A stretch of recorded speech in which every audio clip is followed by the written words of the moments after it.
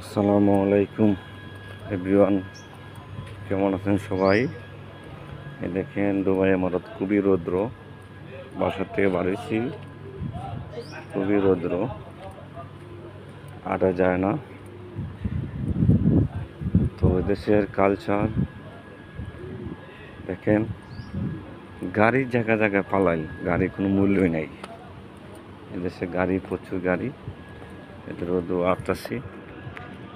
এখন রেস্টুরেন্টে যাব খাওয়া দাওয়া করার জন্য। এই জন্য সবাইকে একটু শেয়ার করলাম দেখাবার জন্য।